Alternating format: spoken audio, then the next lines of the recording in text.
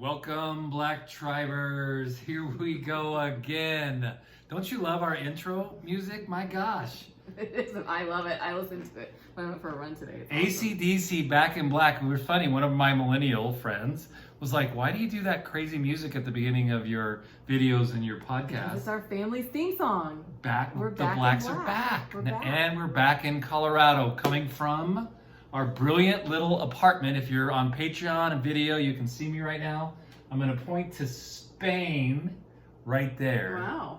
That's So really we brought Mijas with us. It's in our little apartment here. Should we put our little house there? Rock Rimmon, Colorado. Hey, if you didn't watch, and not many of you did, I'm only at like 200 views. My True Talk Tuesday is awesome, and I was with this huge herd of deer, all bucks, 6-point, 5-point bucks everywhere. So go watch it. That would be awesome. Welcome to our fatherless. What did your granddaughter say series. when you showed her a deer? She said buck. Buck. My and then she went and got her dad's hunting. Almost 2-year-old granddaughter, buck, and she went and got her daddy's hat. Yeah, it's cute. It's cute. Incredible. Okay, welcome. So last week we hit the difference between fathers and teachers. That was good. And it was really good. If you haven't listened to last week, make sure you go do that. It's the bottom line is a spirit. It's a spirit that fathers and mothers carry. It's funny. I got a lot of feedback from the last podcast, and I had a great question from a girl on Instagram. She said, "Can you tell me how I find a father and a mother? Like everyone around me is teachers." And I said, "Look, it's a spirit that somebody carries, and what that spirit looks like is that they have no agenda for your life except for you to be successful. When they walk in the room changes. Fathers and mothers just want their sons and daughters. They want not their spiritual sons and daughters, not their natural, all sons and daughters to be better than them and to be successful and be full of life and look like the Garden of Eden. And when you meet somebody like that, you know you've met that spirit of fathering and mothering and parenting." That makes me sad that she had to ask that. I know it was we've been going back and forth. It makes our point though that people need to step up into who they are and do what they're called to do, because people are missing out. You got good stuff. Okay, so welcome. We're gonna Lisa's gonna lead us some more. She does so good at this, and thank God, because I get to follow. And I'm following my wife now, as many of you know. And so it's because he's lazy, not because he's that's not true. That's not true. Okay, what are we doing? Okay. You're not lazy, babe. You just focus on different things than I do, like social media. Get mad at me because I don't ever know what's happening. I was like, I don't care. But it's important. So for our Patreon people, speaking of social media that my wife doesn't care about. I care about people. I just don't care about what they have for lunch. You are watching us on our video exclusive for our Patreon people. I am posting at $10 a month level in our Patreon for our marriage stuff. I'm posting articles and just really good help about how to keep your marriage young and full of life and laughter. And those will be coming out every week. And then we'll post this video exclusively for you guys on Wednesdays. And then this podcast will go live on Fridays. And so everybody listening to the podcast, welcome. Let's go, babe. Okay. So we talked about fatherlessness and the spirit that it carries. So we're going to do some stats real quick. Okay. That'd be awesome. Yes. I mean, it's not awesome. It's actually more children will go to sleep in a fatherless home than ever before in our nation's history. And that is because this is the first time that this has ever happened in our nation's history when the fathers weren't taken out by disease or war. They just are either choosing to be absent or been taken out of the home. Right. We're not more fatherless now than we've ever been because of war. Right. The First World War, the Second took our fathers. Obviously, millions of fathers killed at the same time. Yeah. But this is different. This is a different situation right now. This is a choice, but I think it's actually a huge war that it's so completely unnatural to walk away from your young. Right. But to me, that has to speak to something spiritual. Yeah, I've been sharing our life journey a lot, being back here in Colorado, meeting new people, and they've heard a little of our story. And, one of the things that I decided to do was stay and fight for our 3 boys. Yes, you did. And it cost us a lot, hundreds of thousands of dollars in homes and reputation. It took 3 years. I think I was the first father to get full custody of kids in Colorado Springs. But I had to fight. I couldn't walk away. And because I knew the health of my children was more important than my finances or my call or whatever I was doing at the time. And now we're back in Colorado Springs, mostly to help my dad end well. He's 81 and he's breaking apart. He was a bull rider. And we have 3 special needs nephews and niece, 2 nieces and a nephew that are 34, 29, and 17, just turned 17. And they're fatherless. They're broken, and my mom and dad have been raising them for years, and it's part of our responsibility, and that's why we're here. Yeah, absolutely. And so that, to me, is the core of all of this. Yeah, right? and it's crazy. I know you always tell the story about the bull elephants, which I think was in Kruger, which we've been through. Do you want to tell that story? Well, it was Kenya, actually. So was it Kenya? Yeah, so incredible. If you just Google this story, it's phenomenal. Rohr put it in his book, Adam's Return, The 5 Promises of Male Initiation. But there were a bunch of young bulls. All the old bulls have been killed in a park in Kenya. And these young bulls were ripping trees up, breaking cars apart, attacking people. They thought they were going to have to kill them all and put them down. And one of the scientists said, let's fly in some bulls. Let's bring in some dads and see what happens. And so they flew in a few bull elephants. And these bull elephants literally took these young bull elephants and sat them in ditches with their head on their head for days at a time and wouldn't let them move. And within weeks, I think maybe it's days, look it up, but with a short matter of time, all of these young bulls fell into order. They stopped wrecking things and pulling trees out and trying to kill people. And they became regular elephants because Daddy showed up. Yeah. And let me tell you, we've been on a few safaris, real safaris, not like fake ones, but real ones in Africa.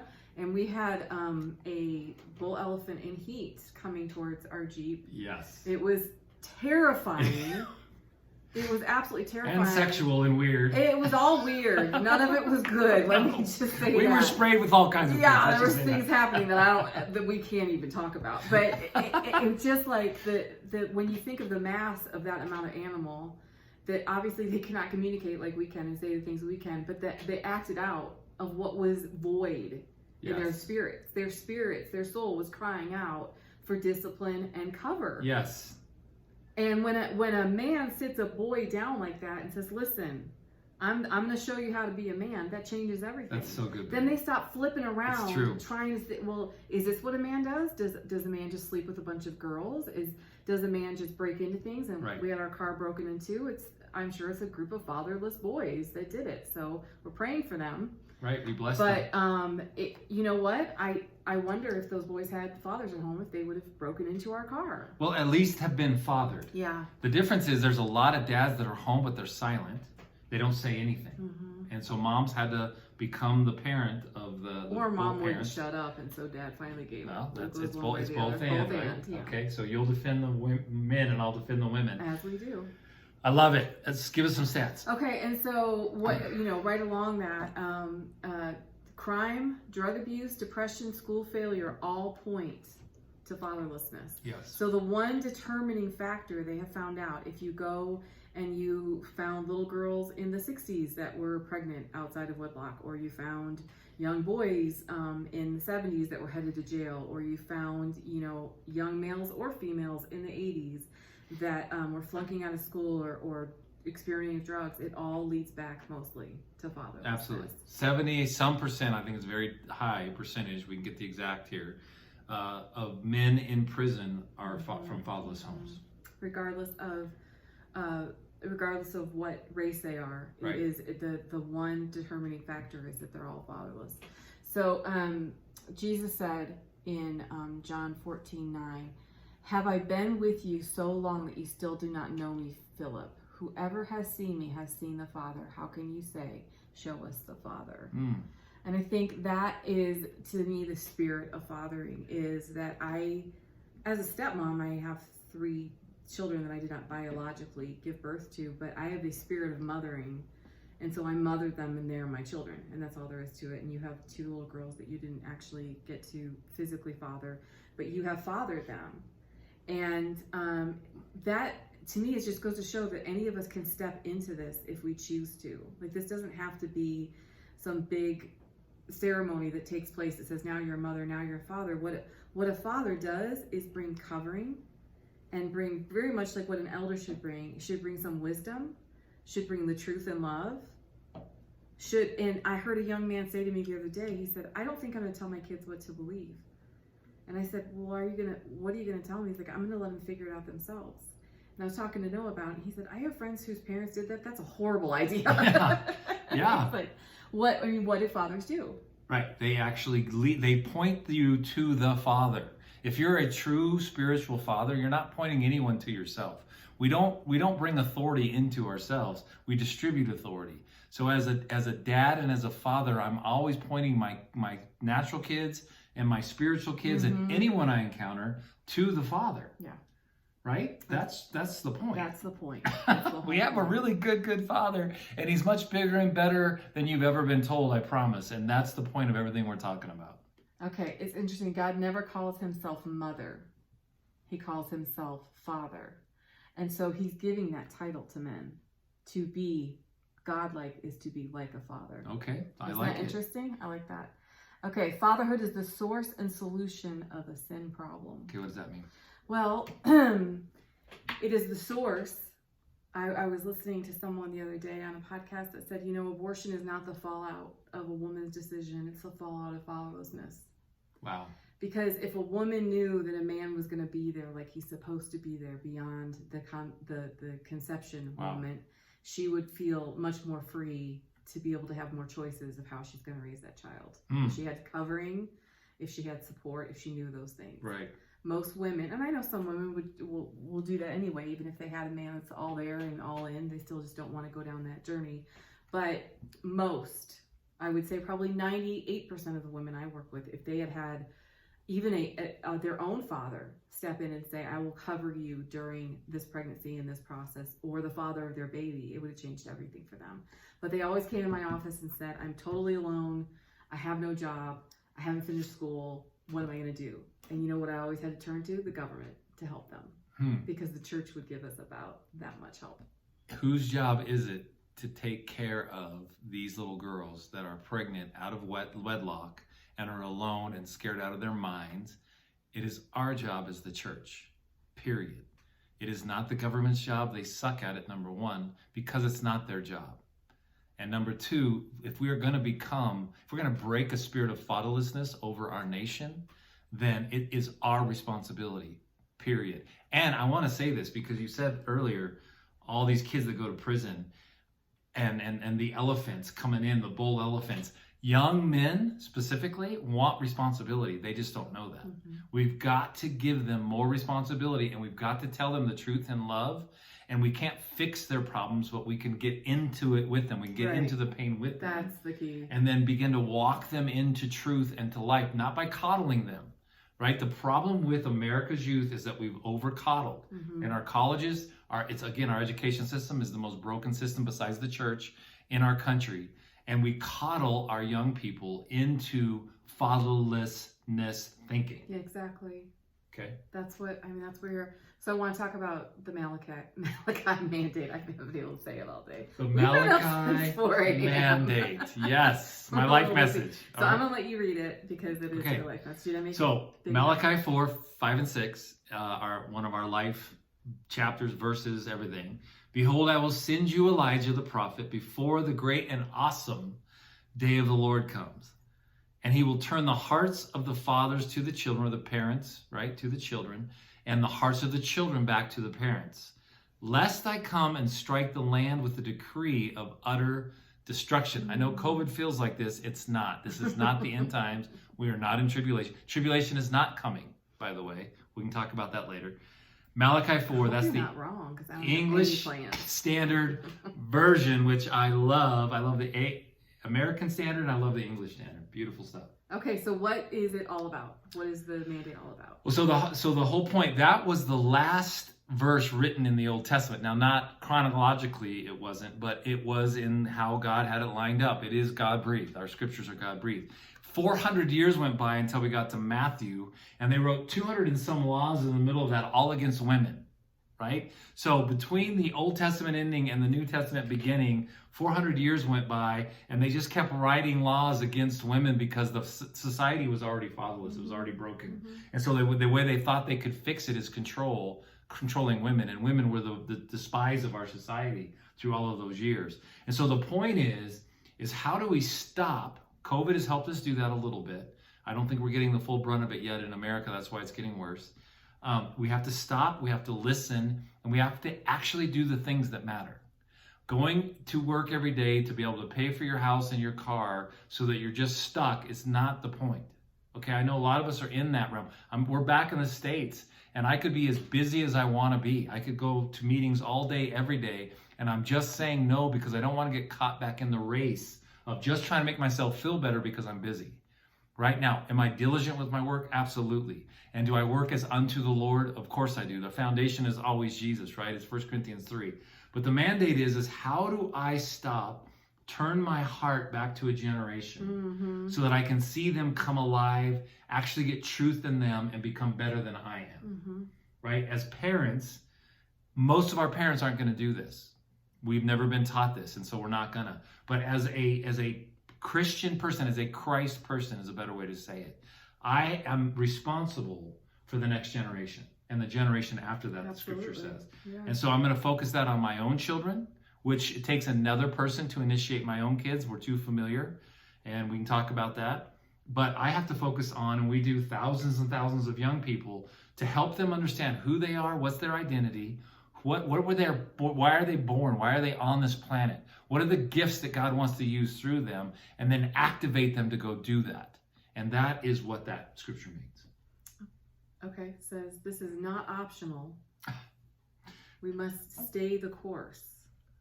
So is this a command? What does the word mandate mean? Mandate is command. Okay. Yeah. And we don't listen to it. So we don't get to choose if we do this or not? No, well, I mean, a lot of people do. And that's why the fatherless society keeps getting worse. Generation after generation, it just keeps getting worse and worse.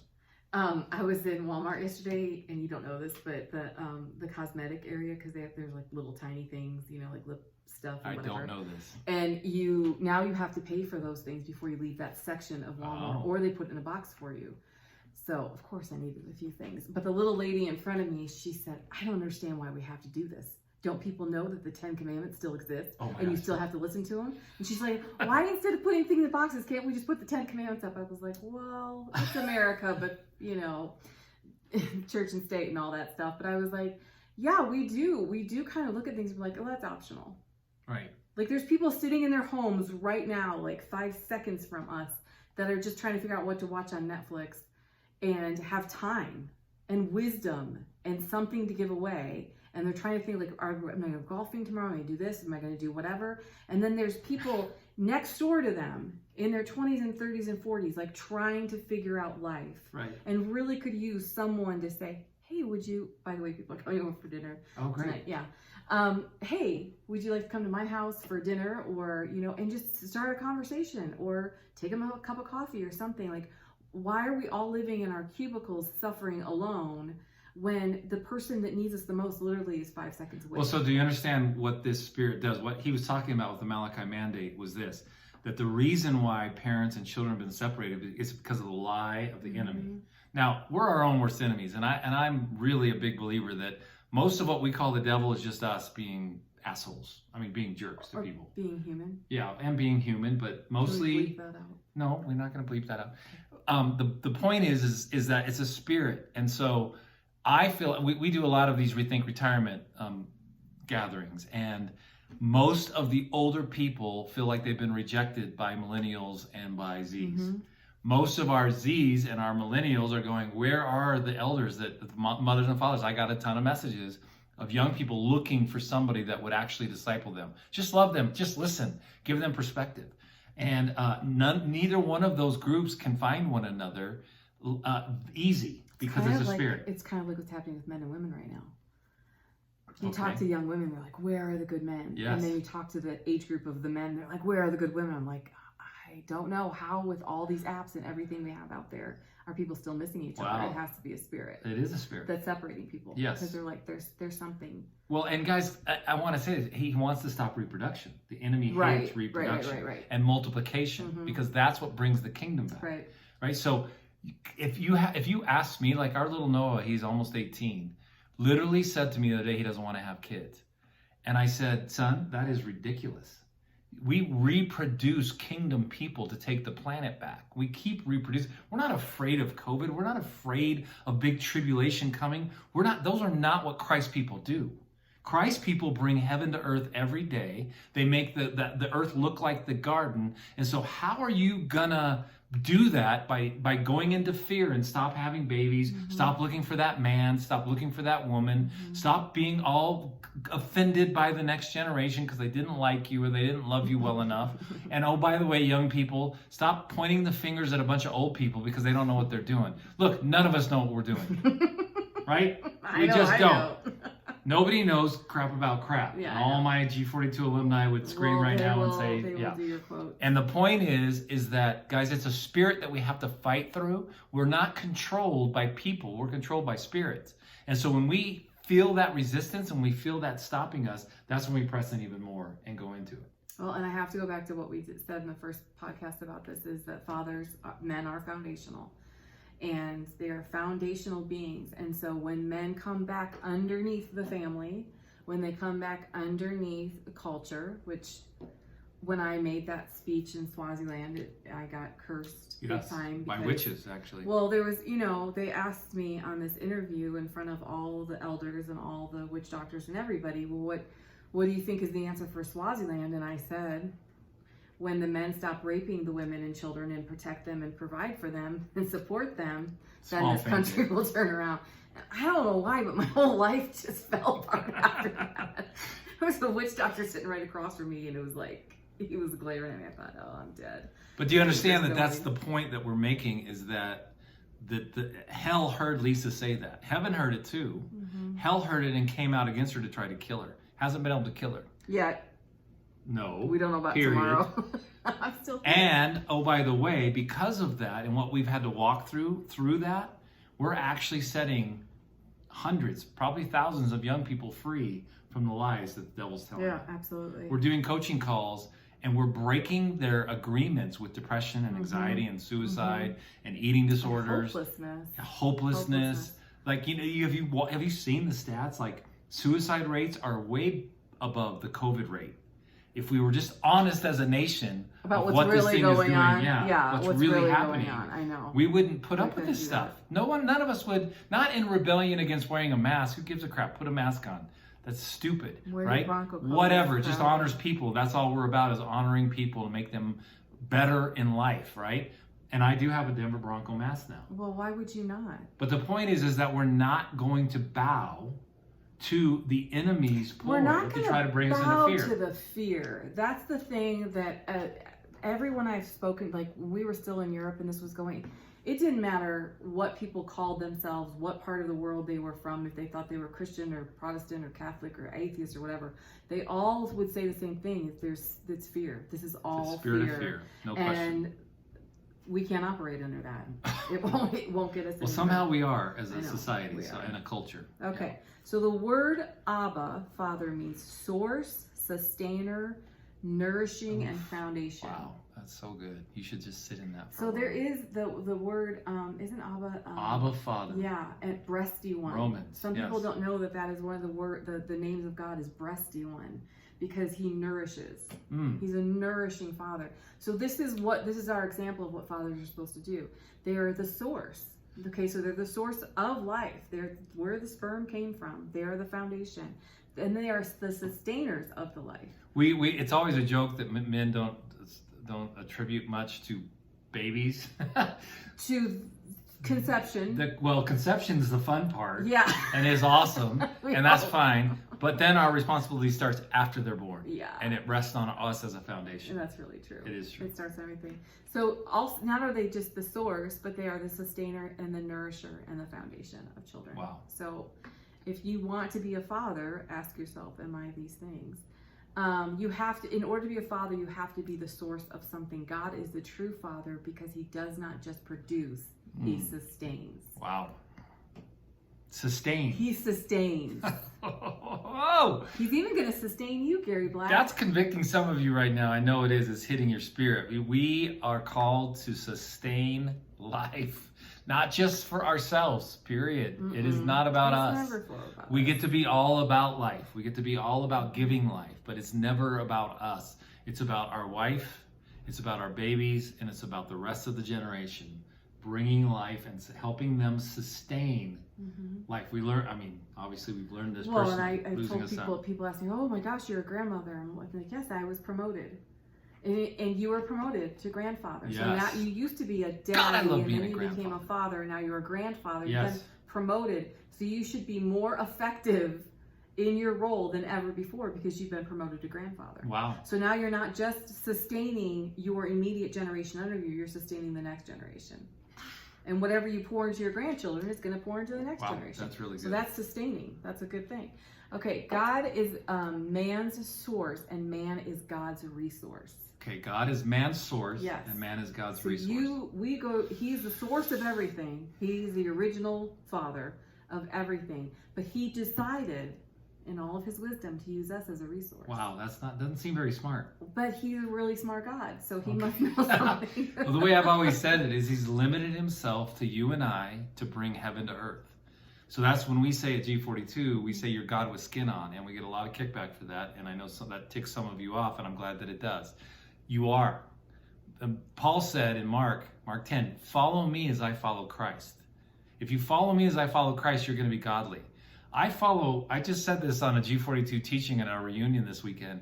I follow Andrew Shearman as he follows Christ. Right. And now I find myself like he did every morning sharing scripture with people and becoming so alive. He would read me something that he just read in the message that changed his life almost every single morning. I love it when you come out of the bathroom, you're like, have you read? I'm like, I'm listening to a different part of the Bible right now. Can you wait till I'm done? But And then we'd be walking around the village and he would never pass trash or dog poop. He would pick it up. He would just make sure that things were clean. And now I can't pass any trash in America, and it's everywhere, right? And so I follow Andrew, right, as he follows Christ, and that's okay if we are actually following Christ it's made you a better man. and becoming his resource.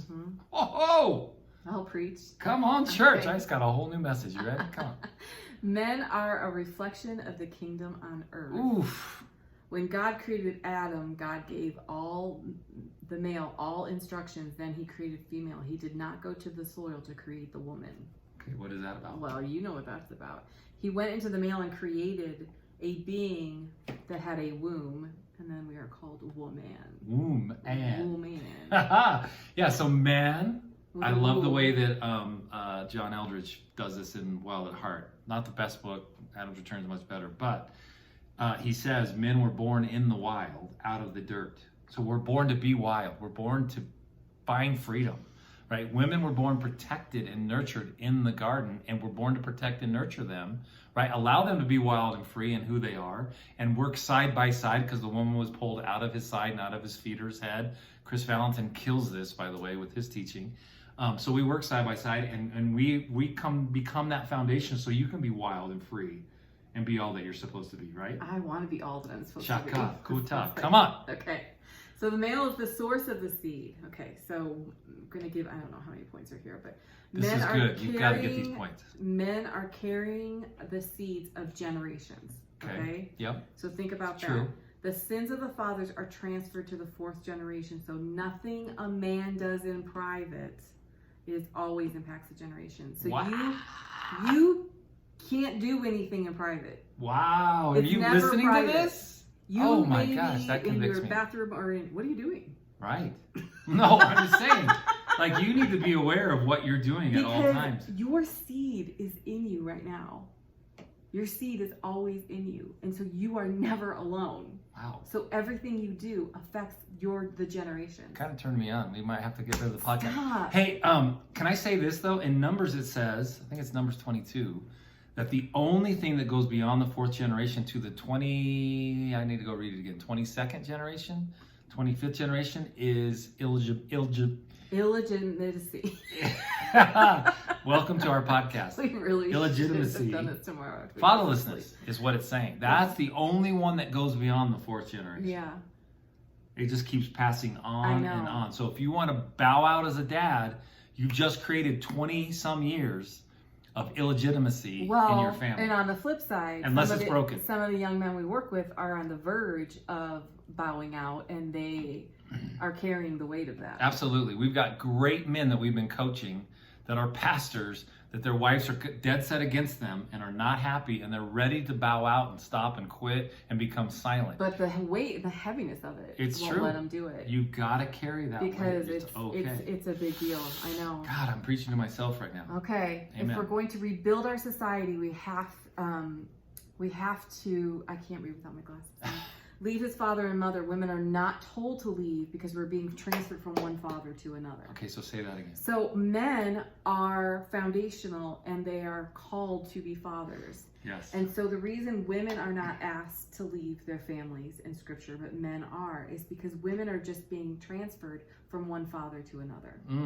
So when a father walks his daughter down the aisle, hopefully we'll do this soon with our girls, and give them to a man, you will not feel good about this transference if this is not a man of God who's going to father your daughter. I don't want to transfer to a punk. No punks allowed. No punks allowed. So that's why that's in. I never realized that before though. That men are asked to leave their mothers. Wow, that's so huge. I know. We leave and cleave, but he asked the wife, and I mean, if you're a young woman and you have a soul tie with your dad or a soul tie with your mom, you have to break that because you do leave and cleave with your husband. Yes. And you create a whole new family. Yes, but what it's saying is that father that's giving away his daughter in marriage is saying, I'm giving her to a foundational protector, supporter, sustainer of life. Yes. Wow. So good. Wow. That's really good, babe. We should put that in our marriage. You should write a book. What are you doing? Okay. Fathers do not abuse but protect. Yes. And I think this is why wow, those scars go the deepest. You watch any little girl talk about, oh, my mom did this and my mom did that, and she can kind of have a conversation about it. Boys do. But when they start talking about their dads, their little lips usually start to tremble because it's a big, big wounding. Because I can't explain exactly what it is about fathers, but I just remember as a little girl, my dad was quiet a lot of the time. He didn't always, have a ton to say. Sometimes he was really, really funny. But I remember that I would sit out in the garage and just pass him tools when he was working on a car. He always had lots of jobs, just to be with him. And I remember watching baseball, I just wanted to be in the same room. I just wanted to be in his presence. And sometimes we go on long car rides and sometimes we talk and sometimes we wouldn't. And they both were very delightful to me. And I know that's how little girls feel. I don't know how little boys feel, but just being in the presence of a good father brings peace, changes everything to your heart and you don't and your know soul. it. Yeah, you don't even know what it is, really good. but you're just drawn to it. Yeah. They don't neglect, but they provide. So daddies don't neglect, but always Fathers provide. do not abuse; they protect. Again, be careful with this one because it's as important to give extravagantly in your finances as it is not to give, especially with your own children. You have to listen to the Holy Spirit when you're to give and help them and when you need them to go do it themselves. What we do as parents in America right now with the over-coddling is we steal their hunt. We take away, Daddy, I want a go-kart. Well, I'll go buy you one. Or Daddy, I want a new car, and you buy a 16-year-old a new car. Stupid, stop. Right? If you want that, son, daughter, go get that for yourself. Yep. I'll meet you halfway. You want me to pay half? I'll pay half. But I love one of our best friends here in the city that I'm so glad to be back with, Lonnie Dyer, with his daughter going to school. He's like, you pay your first year. So smart. I'll pay your second year. So smart. You pay your third year. I'll pay your fourth, and we'll get you through this. I guarantee you, Lily will not skip class. No, she's not going to skip. Because I paid for half. That was my deal I had with my dad. I did not miss She classes. took ownership. Yeah. And we've got to, fathers and mothers give ownership. They don't just give free gifts. They actually help them to appreciate. We worked with a very, very spoiled young woman at one time, and her parents said to me, why are you guys, what's wrong with us providing? And I said, you're not providing. She literally can't grow up because she gets to be a little girl all the time. Yes. And she's learned that she can throw a tantrum, it works. Yeah. And now she's in her late 20s and she's still throwing tantrums. Yep. And making people's lives. And no man wants to marry a woman who just keeps throwing tantrums, I promise you that. That's why most men are afraid to marry women, because that's all they've seen. What did you read today from your new favorite friend? What was it? He said something about, I don't know, women are allowed to walk around free. Oh, yeah. Yeah, you shouldn't have brought that up. Now I'm going to have to, if you want to know, text us or email really us. funny. All right. I should have been offended, but I thought it was hilarious. Okay. The first thing God did was put a man in his presence, not in the presence of a woman. So a man needs God's presence more than he needs a woman. Good. You don't start every day with your woman. Well, some days you do. And then you get to the Father and you spend every single morning with the Father. Because I literally wake up every single day and say, all right, Dad, what are we doing today? And what meetings do you want me to do? Like, what is mine to do? What is mine to do? And if she grabs me and says, let's cuddle, well, then that's mine to do. Amen, right? I don't mean cuddle. Shaka. Don't make me start praying in tongues. Come on. Okay. Men were created to father his children and his community. Wow. Not just his children? No, the whole community. So good. Keep going on these. It's so important. Conviction. The most fatherless time in America where our fathers are not being taken out for war or disease, our fathers are just not home. They're not home anymore. They're choosing to not be home. Yeah, and what is it that's taking them? It's that lack of, I can't do this. They're afraid of success. I don't think it's afraid of failure, guys. I think it's afraid of being successful. If I do this, the responsibility is going to be too great. And so I played video games my whole life. I'm just going to keep doing that. I'm out. Guess what, guys? When you step into things that you can't handle, that's when God comes and makes up the difference. That's the whole point. He never says he won't put us through anything we can't handle. He always puts us through things we can't handle because he wants to do it for us so we don't get the glory he does. Right? I look at Jesus is the foundation of everything. I was listening to 1 Corinthians 3 this morning, and again, it just hit my spirit of everything is, the foundation of everything is built on Jesus. And then as fathers, we start to build on wood and hay and stubble, and we get all the way up to gold, and we start making the reflection of what we do look like Jesus. That's all we're supposed to do as fathers. Okay. So the fallout of fatherlessness. That's a whole other message, by the way. Affects all women and affects all children, but it also steals from the man. It also because what? It also steals from the man. Steals so from if a man steps away from his God-given responsibility to father not just his children, his grandchildren, his culture, his community, his neighborhood, his everyone, he also misses out because he's never stepped into what he was created That's to be. right. So he will always feel empty. Can I say this? If you feel stuck as a man, if you feel like you're not fulfilling your purpose, you're not in your calling. In fact, I got an Instagram text about an hour ago. It says, my husband has found his dream job, but now he wants to quit because he doesn't feel like it's fulfilling his purpose and his calling. Guys, work your ass off. Please. Work is your calling. Getting your hands dirty is your calling. God gave you right? work before he gave you in the midst of that, you're going to prophesy and love and bring life to all the people around you. And that's the point, right? The point isn't, am I doing my perfect job? Am I doing my passion? That is such crap for your generation, guys. The millennials, this is all you care about, right? The truth is that when I'm doing my work, when I'm doing what I know I'm called to do, I'm going to find my purpose and my calling because it's everywhere. There are women and children everywhere that just need to be encouraged and enlightened. What does 1 Corinthians 14 say? We encourage them, we strengthen them, we comfort them. That's what true prophecy is. That's all it is. Right? And so in the midst of your day-to-day mundane, horrible job, strengthen, encourage, and comfort the people around you, and you're doing your calling and your passion. Period. I wish you were passionate about this. Shut up. Come on. Hallelujah. Okay, men are called to cultivate. They were cultivated in the garden, and now they must cultivate women and children around them. So good. This is so good, babe. I know, honey. I do my All research. Men invite boys into manhood through the rite of passage, where women naturally do this through starting our cycle. Women are naturally initiated because they have no control over their bodies, both in menstrual cycles, and in pregnancy, and everything else. Men don't need anything. We can look at our phone and get sex. We can look at our phone and get food. We don't ever need to be afraid or fear anything because we can get anything we want and anything. We must be initiated, not by our own dads, by other men. That's why we need fathers. That's a whole other podcast. That's a whole other deal. Okay. Okay, but we no longer do male initiations. Nope, we never have in America.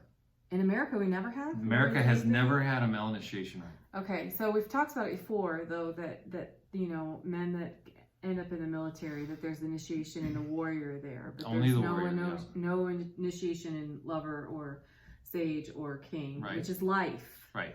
So do we really need to do something extraordinary, or can just living life and loving a woman really well and taking care of your, like, does that initiate a man? Or No. then what's it take? No, it has to be a right. It has to be a sacred space. Now, everything's sacred. Your work, your ministry, your marriage, your children, everything needs to become sacred, and it all is sacred. But it does take for young men for them to walk through some kind of initiation rite, or rite of passage, RITE. Something, so it's an accomplishment that could cost them their life or their... Well, it always has to have pain involved, Yeah. because pain is the greatest teacher, and it's the only thing that shifts us from our comfortability. Right. Right? So it does have to have some kind of pain. The Mormons do this better than we do. They send their young 19-year-olds on the 2-year mission, going door to door, which is painful, scary, those things. Not quite the thing. Jews do this way better with their 12-year-olds with bar mitzvahs, right? As American Christians. And then the point of the bar mitzvah then is that they have a place at the table. Right. After The that, point right? of any initiation is that then they have a voice and a place you at the pass table. this thing, and now you can sit at the table as a man and have a voice into our tribe, into our family, into our community. Because nobody wants to hear what a child has to say. Nobody has. About a No, big well, decision. why would you? I know a lot of 60-year-olds that are children still that I don't want to hear from. It's true. I don't want to hear anything from you when you haven't been initiated. You're stuck in the first half of life and you've never crossed into the second half. Black hat is Wheaties today. Well, it's true. First half, it's all about you. I know. Second half, it's all about everybody else. I don't know about you, but it takes me about 30 seconds when I meet a man to tell if he's a man or a boy. Yep. It has nothing to do with his gray hairs. 40s, 50s, 60s, Like, 70s. Instantly I Yeah. can tell. I'm like, oh, we're still a little boy in Okay. a... This is incredible saggy stuff, body. baby. Do you want to finish this list now, or do you want to jump into a next podcast next week? Yeah. Because we're on, what, 12 of how many? I don't know. I just... So many. This is so good. We don't want to rush through it. Okay, let's not rush through it. Okay. How do we conclude this today? We'll leave it at this. We have created a culture for boys to stay stuck in manhood and blame them for not knowing what it looks like to be a man because we have no fathers to lead them. Okay, wait. We have created a culture for We boys to stay stuck created a in culture, boyhood, not boyhood, manhood, to stay and stuck in blame boyhood, them and for then not we get knowing mad at them for what it looks acting like to be a boys. man because we have not many fathers to lead the way.